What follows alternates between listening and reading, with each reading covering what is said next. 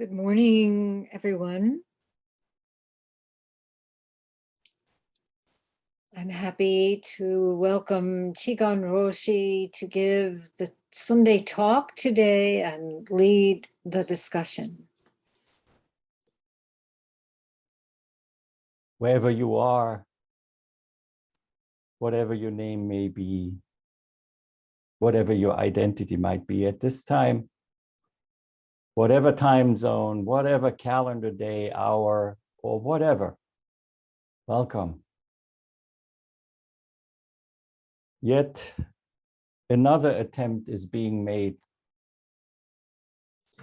to use words to talk about something that cannot be talked about.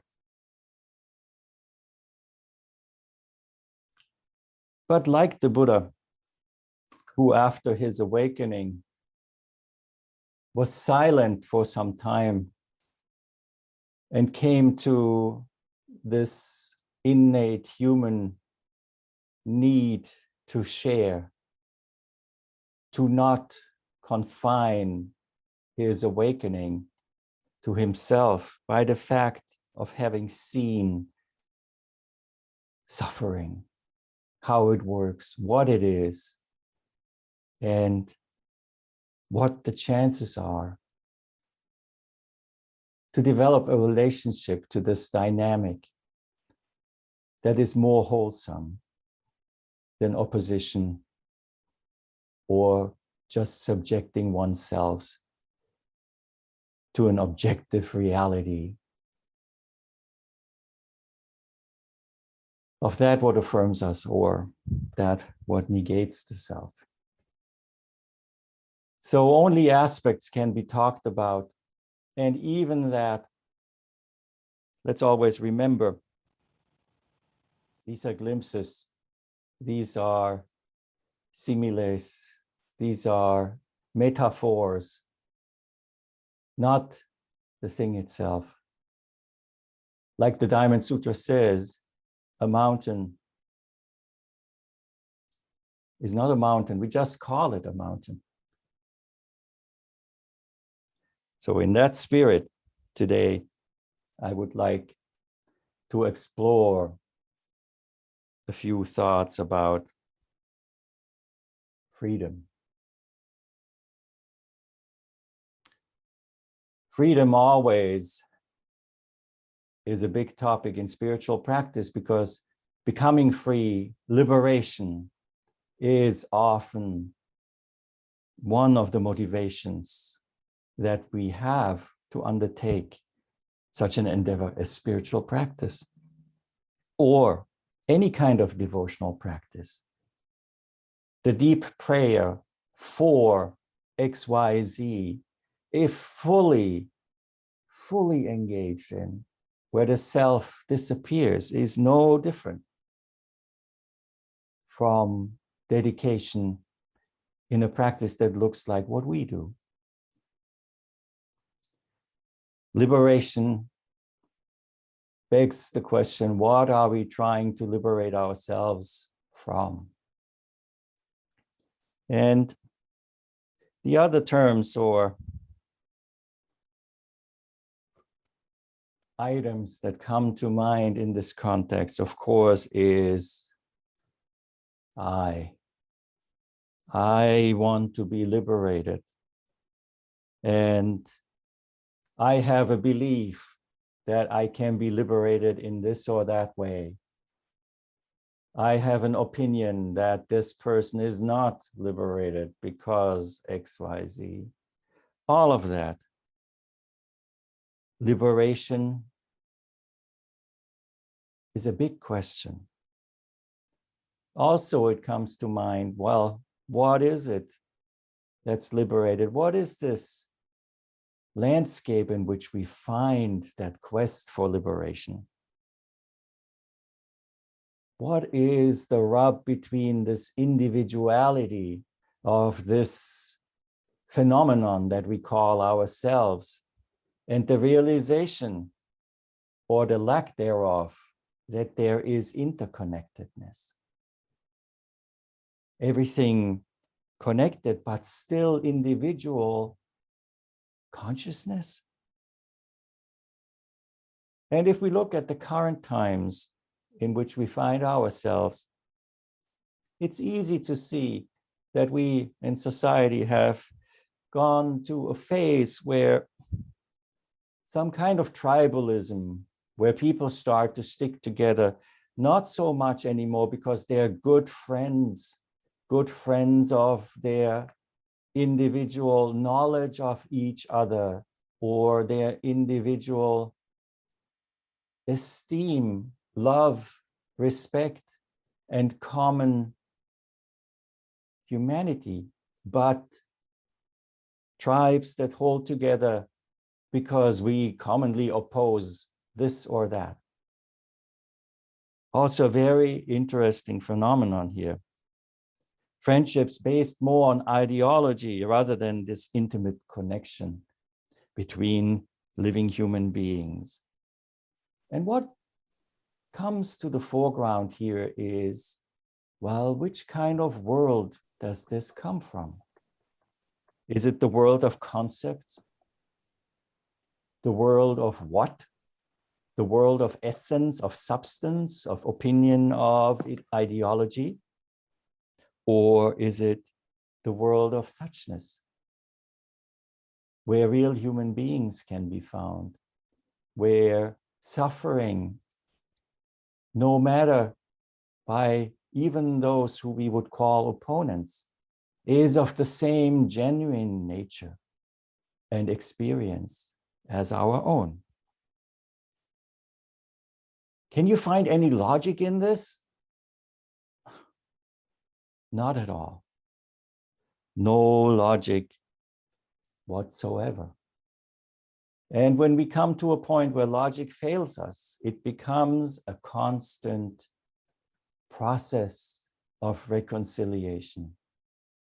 Reconciliation, how do we reconcile this interconnectedness and yet the reality of identity?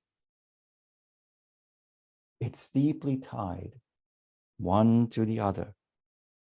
It is tied to each other as we are. And if you might imagine Indra's net as a fabric, the more fixated individuality there is, the larger the snag, the larger the pull in this fabric, and the further away the shiny diamond that reflects everything self on each of those many facets. I'm sure you have had pulls and snags in your most wonderful piece of woven garment, a blanket, fabric, whatever it is. So we are aware what snags are. But Indra's net still means we are connected, deeply so.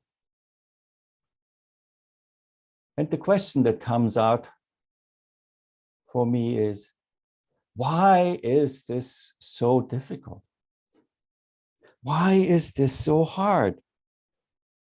Here we are in the year 2021. And it reminds me when I first was invited to the Cambridge Buddhist Association to the Vesak Fest in the year 2004.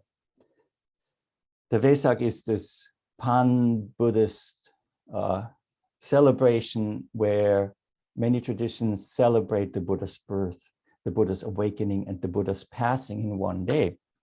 And amongst 5 or 6 Theravada teachers, I was invited to speak. And in the timetable, everyone spoke before me, and for the whole thing, an hour was allocated. Of course, when it came to the time, there was only 1 minute left, which is just perfect. And those venerables who spoke from various Vietnamese, from various Burmese, and also Sri Lanka traditions spoke wonderfully. And the listeners were mostly from those ethnic backgrounds. They came to listen. And I asked the same question there that I'm asking now. We have heard the wonderful wisdom of the Buddha that has been around for 2,500 years. It's been millennia. How come it hasn't worked yet? Is there still suffering? Yes, and people were stunned. What should I say? Yes, there is still suffering. Why is that so? Why is it so hard? If I transfer this question into the world we live in, I could also ask, why is it so hard to have a world where we know there are enough resources to feed everyone, where there is enough money for everyone to live a decent life? Why is it that in this plentiful place, we have these steep differences? As somebody in the Rinzai Zen tradition, of course, I have to pull out a koan for this. And this is case number 61 of the Kidō Goroku, the record of Kidō Osho. Kidō Chigu, you might remember, is the last person in the Chinese lineage of ancestral teachers. He transmitted the Dharma to Nampo Jomyo, who is the first Japanese name on our Terai Dempo chant. So here, this is case 61 of the Kidō Goroku. There are two different translations, and I will read you the first one, which is the older one. And it goes like this. Master Ungan asked Master Hyakujō, "Why are you trying so hard?" Hyakujō said, "It is for someone." Ungan replied, "Why don't you just let him take care of this himself?" Hyakujō said, "They cannot make a living." Master Kidō's commentary: since olden times, it has been a noble existence. And Hakuin said, it is like Fudaishi, who was a famous layman.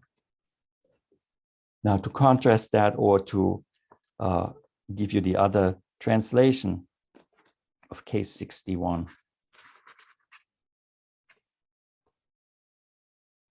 Ungan asked Hyakujō, "Every day, who do you toil for?" Hyakujō said, "One person who requires it." Ungan said, "Why not tell them to do it themselves?" Hyakujō answered, "They have no home."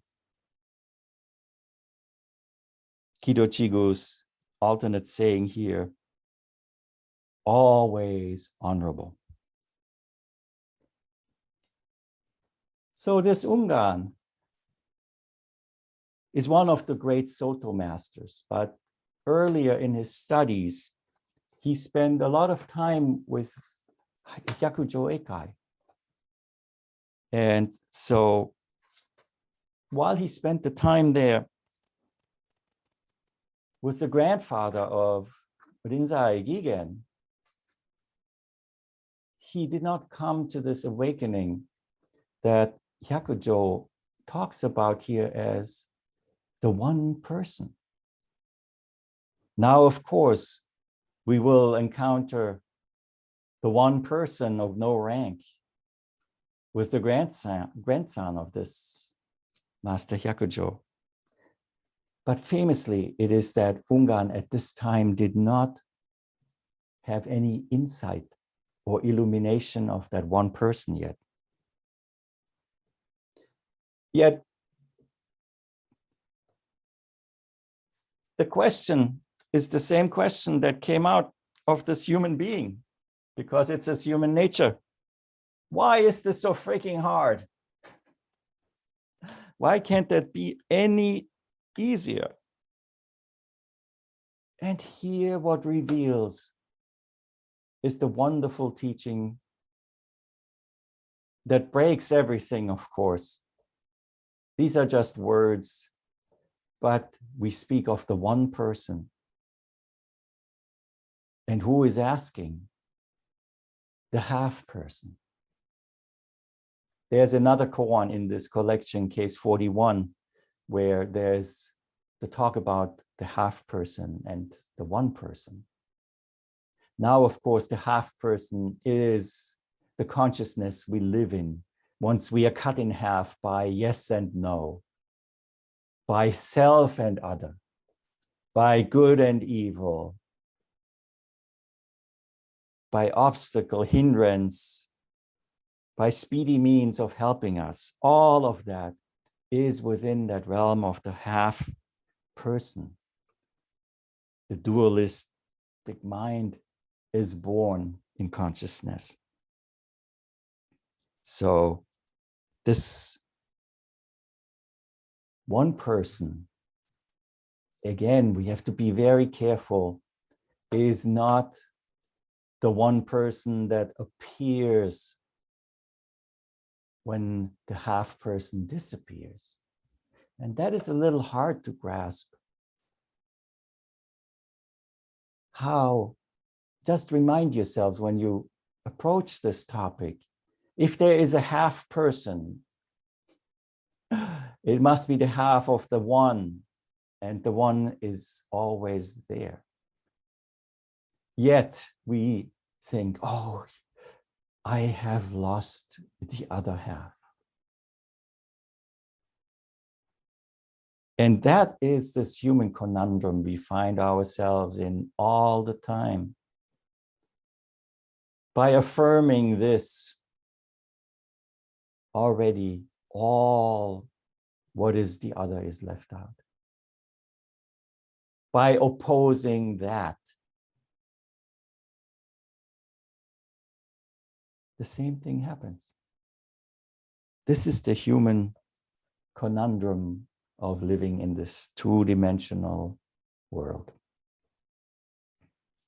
The one person that is being talked about here is nowhere near individualism or any idea of that. In fact, and if you will, you can call me un-American, the idea of personal independence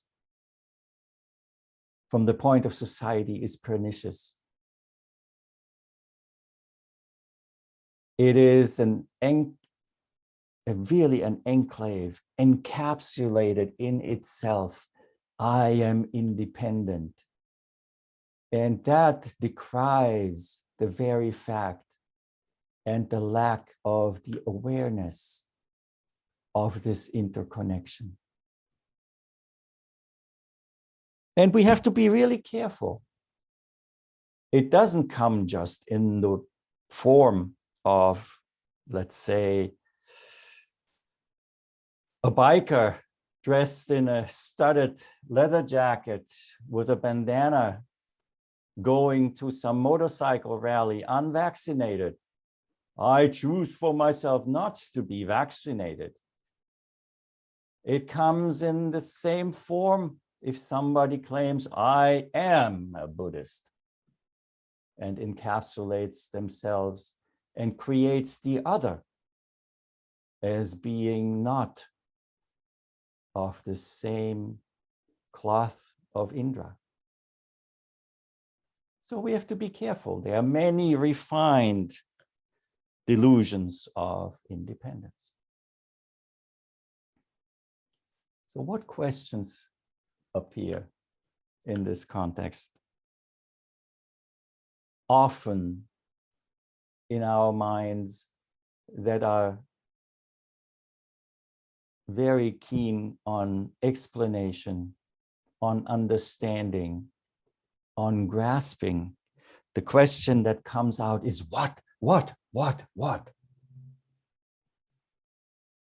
And any question that is about what is a question of trying to distill the essence, to come to the essence of something.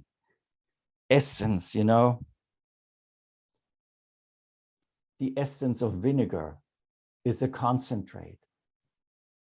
The essence, even Faust, Dr. Faustus speaks about the kern, what is the kernel in the middle of all of this. But that is, of course, reductionist. The hard thing to really, really appreciate and come to understand is the essence. Well, all of it is it. It is not limited. It is not reduced. But the question of what sometimes reminds me of a camera that takes a still picture. What? Yet in our practice, we really learn, and in our lives, we really experience that this is not a life of snapshots, of individual pictures that are stitched together. And as much as we would like such a photo album of life, where we can just turn the page to the next wonderful snapshot, these pictures answer the question of what. So what would I do now? Well, let's change our question.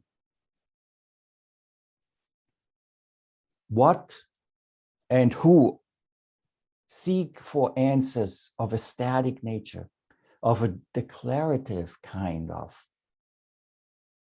place, like identity does. I want to be sure, this looks good, this picture, this is my identity, but it is static. And the mistaken approach here is the approach of what? Of the essential. Let's change to the approach of asking how, rather than what. And that is not to be, and it can't be answered with snapshots. How? Just imagine one of those wonderful skateboarders at the Olympics doing one of those in the air flips where the skateboard spins around and somehow miraculously they land on it. Take a picture of that. You have a skateboard here, you have a person there. No answer to how. In order to know how, we have to do demiru. You have to see it with your own eyes. You have to see it with your own heart. And that's why we do Zazen. So, finding out through this firsthand experience, we come into the world of function rather than essence.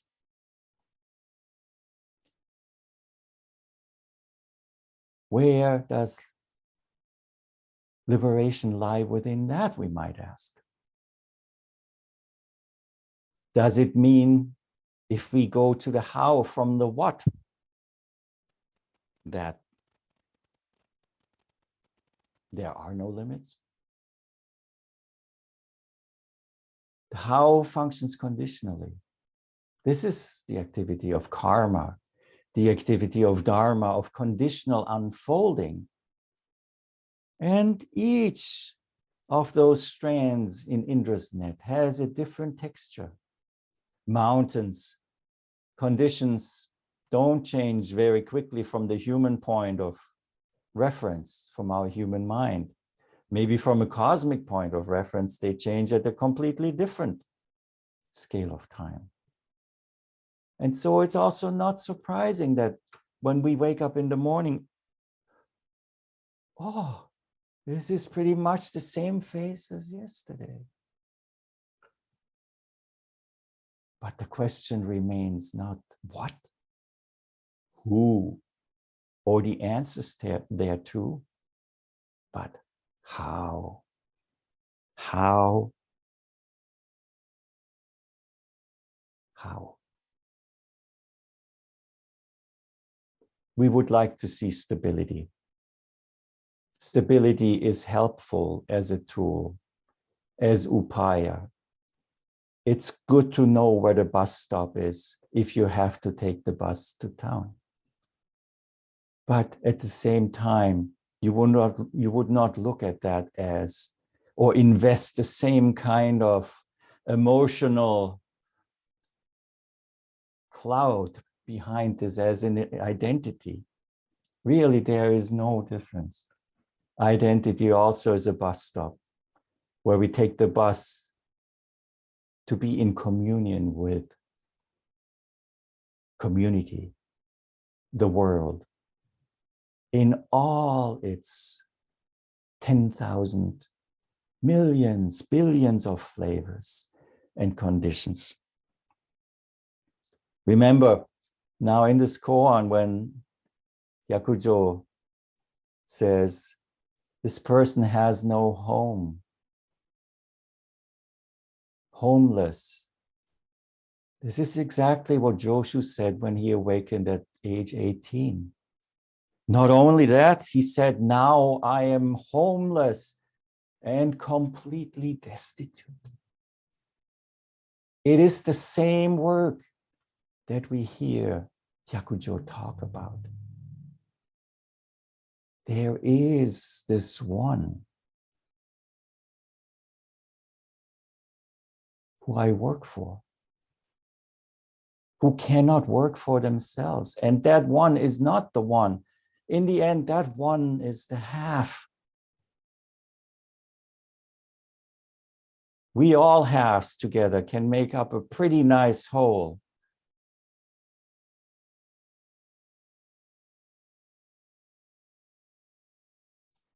So if we apply these questions of what, when I asked, what is home?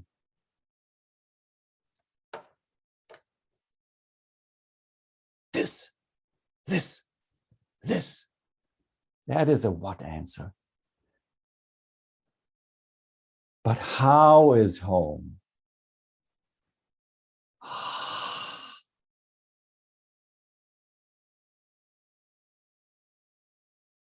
Welcome to the homeless home. And let's ask ourselves the question,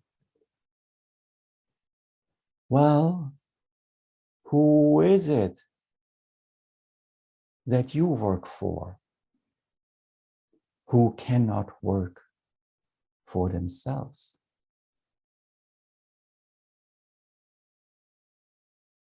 A final word. Yes, it can be truly infuriating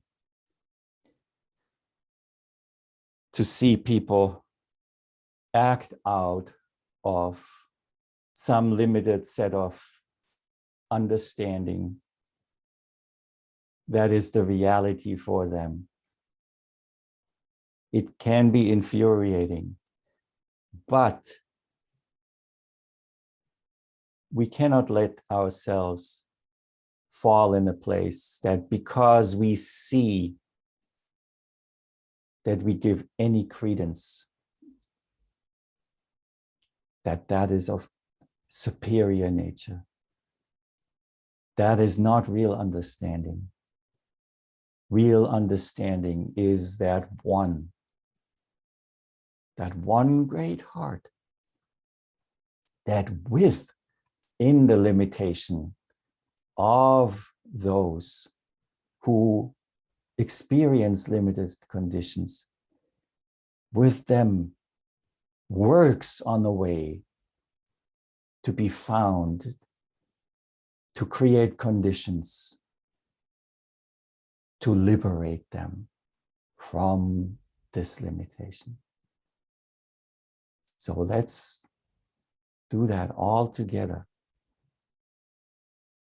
and be homeless and destitute.